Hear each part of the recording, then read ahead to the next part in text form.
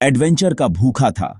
वह अपने साधारण जीवन से परे कुछ बड़ा और रोमांचक खोजना चाहता था। उसे घूमना, किताबें पढ़ना और अपनी भेड़ों से परे की दुनिया देखना बहुत पसंद था। वह अक्सर किताबों में खो जाता था, उन कहानियों में जो उसे दूर दूर की जगहों पर ले जाती थीं। एक रात, एक खंडहर चर्च में सोते हुए सेंटियागो को एक अजीब सा सपना आया। यह सपना इतना जीवंत और स्पष्ट था कि वह इसे भूल नहीं सका। उसने देखा कि इजिप्ट के पिरामिड्स के पास एक खजाना गड़ा हुआ है। यह सपना बार बार आता रहा, जैसे कि उसे कुछ महत्वपूर्ण बताने की कोशिश कर रहा हो। इस बात से उत्सुक और बेचैन होकर सेंटियागो एक बुद्धिमान महिला के पास गया जो सपनों की व्याख्या करने के लिए जानी जाती थी। वह जानना चाहता था कि उसका सपना क्या मतलब रखता है। उसने पुष्टि की कि उसका सपना एक शक्तिशाली संकेत है, उसे अपने पर्सनल लेजेंड का पालन करने के लिए कह रहा है। उसने सेंटियागो को बताया कि यह खजाना उसकी किस्मत में है। उसने कहा, जब तुम सच में कुछ चाहते हो तो पूरी दुनिया तुम्हें उसे पाने में मदद करती है। यह सुनकर सेंटियागो के दिल में एक नई उम्मीद और जोश जाग उठा। उसकी बातों से प्रेरित होकर सेंटियागो ने अपना झुंड बेचने और इजिप्ट की यात्रा करने का फैसला किया। उसने अपने सारे सामान पैक किए और अपने सपने की खोज में निकल पड़ा। वह उत्साहित और भयभीत दोनों था, लेकिन वह जानता था कि उसे अपने दिल की सुननी होगी। यह यात्रा उसके लिए एक नई शुरुआत थी, एक ऐसा रास्ता जो उसे उसकी मंजिल तक ले जाएगा। वह एक ऐसी यात्रा पर निकल पड़ा जो उसकी जिंदगी हमेशा के लिए बदल देगी। सेंटियागो का दिल धड़क रहा था और उसकी आंखों में एक नई चमक थी, जैसे कि वह अपने सपने को सच होते देख रहा हो। सेंटियागो की यात्रा की शुरुआत ही एक मुश्किल से हुई। वह एक युवा चरवाहा था जो अपने सपनों का पीछा करते हुए अपने घर से निकला था। उसके पास केवल एक बैग, कुछ पैसे और एक सपना था जो उसे बार बार आता था।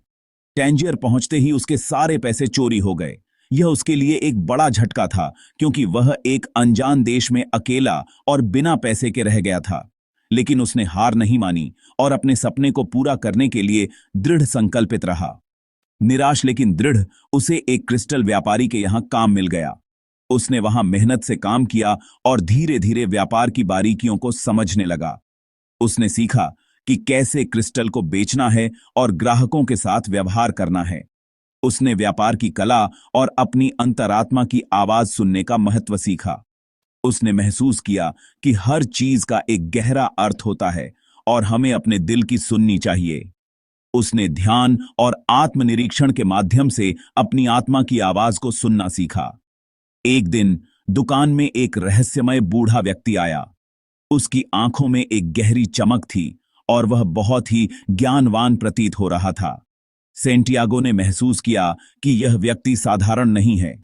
यह मेल्किजेडेक था, सेलेम का राजा। उसने सेंटियागो को बताया कि वह एक राजा है और उसके पास सेंटियागो के लिए एक महत्वपूर्ण संदेश है। सेंटियागो ने ध्यान से उसकी बातें सुनी।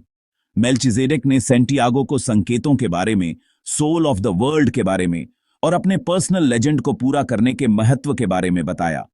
उसने सेंटियागो को समझाया कि हर व्यक्ति का एक पर्सनल लेजेंड होता है, जिसे पूरा करना उसका जीवन का उद्देश्य होता है। उसने सेंटियागो से कहा, इस दुनिया का एक सबसे बड़ा सच यह है, तुम जो भी हो या जो कुछ भी करते हो, जब तुम सचमुच कुछ चाहते हो तो वह इच्छा इस ब्रह्मांड की आत्मा से ही निकली होती है। यहां धरती पर तुम्हारा मिशन यही है। सेंटियागो ने इन शब्दों को गहराई से महसूस किया और उसे अपने सपने को पूरा करने का नया जोश मिला। मेल्किजेडेक ने सेंटियागो को अपनी यात्रा में संकेतों को समझने में मदद करने के लिए 2 पत्थर दिए, उरिम और थुमिम। ये पत्थर सेंटियागो के लिए मार्गदर्शक बन गए और उसे सही दिशा में ले जाने में मदद की। नए सिरे से उद्देश्य के साथ सेंटियागो सहारा डेजर्ट से होते हुए इजिप्ट जाने वाले एक कारवां में शामिल हो गया। उसने महसूस किया कि उसकी यात्रा अभी शुरू ही हुई है और उसे अपने सपने को पूरा करने के लिए अभी और भी चुनौतियों का सामना करना है। लेकिन अब वह पहले से ज्यादा मजबूत और आत्मविश्वासी था। कारवां की यात्रा लंबी और कठिन थी। सेंटियागो को तेज धूप, रेतीले तूफान और डाकुओं के निरंतर डर का सामना करना पड़ा। फिर भी उसे रेगिस्तान के जीवन की सादगी और कारवां नेता के ज्ञान में सुंदरता मिली। उसकी दोस्ती एक अंग्रेज से हुई जो कीमियागर बनने के लिए पढ़ाई कर रहा था। उन्होंने कहानियां और सपने साझा किए और सेंटियागो ने रेगिस्तान और दुनिया की भाषा को सुनने के महत्व के बारे में सीखा। उसने महसूस किया कि दुनिया एक जीवित प्राणी है और सब कुछ एक दूसरे से जुड़ा हुआ है। जैसे जैसे वे पिरामिड्स के पास पहुंचे, तनाव बढ़ता गया। आदिवासी युद्ध ने उनकी यात्रा को खतरे में डाल दिया। सेंटियागो के साहस और संकेतों को समझने की उसकी क्षमता की परीक्षा हुई। जब यात्रा सबसे खतरनाक लग रही थी, सेंटियागो का अंतर्ज्ञान उसका मार्गदर्शन करता है। उसने कारवां को अचानक हुए हमले से बचाया, अपनी काबिलियत साबित की और आदिवासियों का सम्मान अर्जित किया। उसने सीखा कि कभी-कभी सबसे बड़े खतरे सबसे बड़े पुरस्कार की ओर ले जाते हैं। हालांकि उसकी खुशी अल्पकालिक थी। पिरामिड्स तक पहुंचने पर उसे पता चला कि खजाना वहां नहीं था जहां उसने उम्मीद की थी। उसे एक बार फिर लूट लिया गया, इस बार शरणार्थियों के एक समूह ने, जिन्होंने उसके सपनों का मजाक उड़ाया। निराश और कंगाल, सेंटियागो ने लगभग उम्मीद छोड़ दी। अपने सबसे निराशाजनक क्षण में सेंटियागो को मेल्चिजेदेक के शब्द याद आते हैं। उसे एहसास होता है कि यात्रा ही उसका खजाना रही है, जिसने उसे दुनिया और खुद के बारे में बहुमूल्य सबक सिखाए हैं। जैसे ही वह रेगिस्तान में भटकता है, उसका सामना एक रहस्यमय कीमियागर से होता है। कीमियागर सेंटियागो की क्षमता को पहचानता है और उसे खजाने तक ले जाने के लिए तैयार हो जाता है, लेकिन उस तरह से नहीं जैसा सेंटियागो उम्मीद करता है। कीमियागर सेंटियागो को लैंग्वेज ऑफ द वर्ल्ड के बारे में सिखाता है, एक ऐसी भाषा जिसे प्यार, अंतर्ज्ञान और संकेतों पर ध्यान देकर समझा जा सकता है। वह रेगिस्तान, हवा और सूरज के साथ संवाद करना सीखता है। उसे पता चलता है कि दुनिया एक जीवंत किताब है जो ज्ञान और आश्चर्य से भरी है। वे एक साथ कई चुनौतियों और खतरों का सामना करते हैं, जिसमें एक विशाल और क्षमा न करने वाले रेगिस्तान को पार करना शामिल है। इस सब के माध्यम से सेंटियागो साहस, दृढ़ता और अपने दिल की सुनने के महत्व को सीखता है। अंत में वे उस जगह पर पहुंचते हैं जहां खजाना दबा हुआ है। यह एक लंबी और कठिन यात्रा थी, लेकिन अब वे अपने लक्ष्य के करीब हैं। यह कोई चमकदार महल नहीं है जैसा कि सेंटियागो ने कल्पना की थी, बल्कि यह एक साधारण और प्राचीन स्थल है।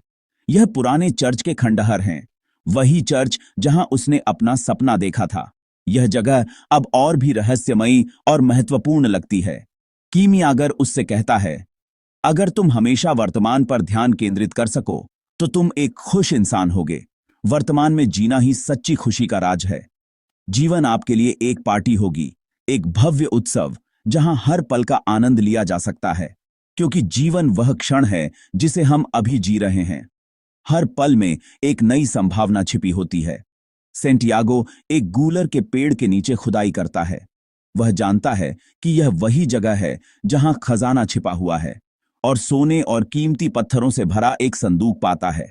उसकी आंखें चमक उठती हैं। वह बहुत खुश होता है।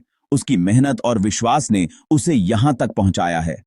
लेकिन उसे एहसास होता है कि असली खजाना सोना नहीं, बल्कि वह यात्रा है जो उसने की है।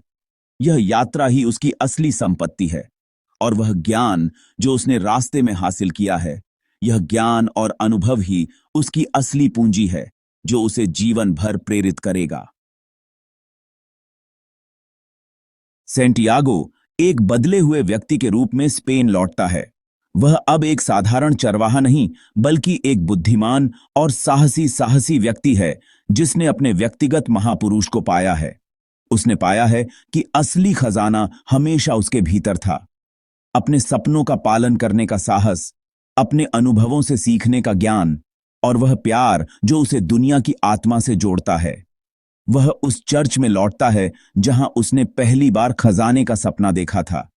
और वहां उसे उसका सच्चा प्यार, फातिमा, उसका इंतजार कर रही होती है। उसने भौतिक धन और आध्यात्मिक पूर्णता दोनों पाली है, यह साबित करते हुए कि जब आप अपने सपनों का पालन करते हैं तो ब्रह्मांड आपको उन्हें प्राप्त करने में मदद करने की साजिश रचता है। कीमियागर सिर्फ एक चरवाहे की खजाने की यात्रा के बारे में एक कहानी से कहीं अधिक है। यह आपके सपनों का पालन करने, अपने दिल की सुनने और सामान्य से असाधारण को पहचानने के महत्व के बारे में एक कालातीत दृष्टांत है। कोएल्हो के सरल लेकिन गहन शब्दों ने दुनिया भर में लाखों पाठकों के साथ प्रतिवाद किया है, उन्हें अपने स्वयं के व्यक्तिगत महापुरुषों का पीछा करने के लिए प्रेरित किया है। पुस्तक हमें याद दिलाती है कि सबसे बड़ा साहसिक कार्य आत्म खोज की यात्रा है, और यह कि सच्चा खजाना वह ज्ञान और प्रेम है जो हमें रास्ते में मिलता है,